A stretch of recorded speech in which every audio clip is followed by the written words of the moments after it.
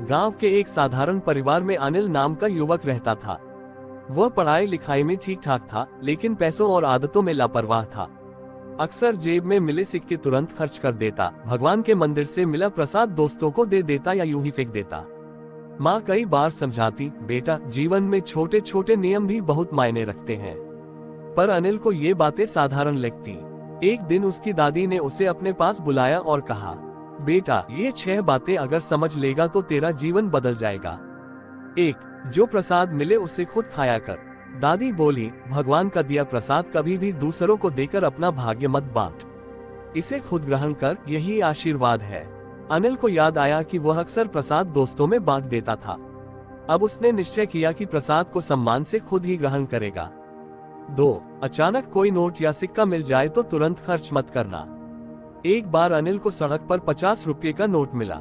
पहले तो वह चाट खरीदने का सोचने लगा, लेकिन दादी की सीख याद आई। उसने उस नोट को अपनी किताब में संभाल कर रख लिया। कुछ दिन बाद कॉलेज की फीस देते समय उसके पास पैसे कम पड़ गए। वही नोट काम आया। उसे समझ आया कि संयोग से मिले धन का उपयोग सोच समझकर करना चाहिए। 3. झूठे हाथों से कभी सिर, कपड़ा और पस को मत छूना।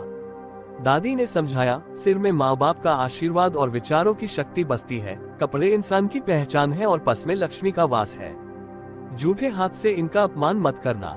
अब अनिल हमेशा साफ सफाई का ध्यान रखने लगा। 4. बाजार से घर कभी खाली हाथ मत लौटना। अनिल अक्सर दोस्तों के साथ घूमकर घर लौट आता था, कुछ लाने का ख्याल ही नहीं रहता। दादी बोली, बेटा घर परिवार की जरूरत पूरी करना भी पुण्य है। बाजार जाओ तो घर के लिए कुछ न कुछ अवश्य लाओ, यही गृहस्थ का धर्म है।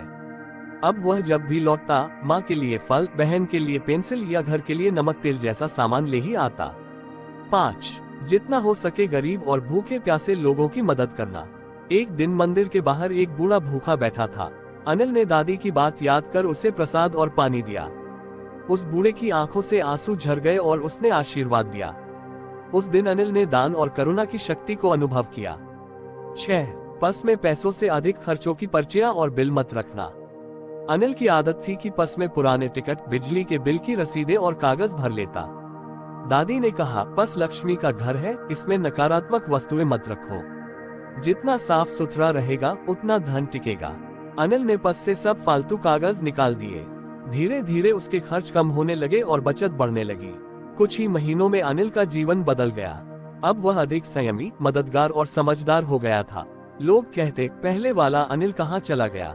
अनिल मुस्कुराकर कहता, बस दादी के बताए छोटे छोटे नियमों ने मेरी दुनिया बदल दी। कथा, दादी माँ की 6 सीख। गांव के छोर पर नीम के पेड़ तले रहती थी दादी माँ ममता की छांव में भले। पोते अनिल को बुलाकर एक दिन बोली, सुन बेटा, जीवन की बातें जो अनुभव से तोली। पहली सीख, भगवान का प्रसाद जो मिले उसे खुद ही खाना, ना फेंकना, ना बांटना, यही है पुण्य निभाना।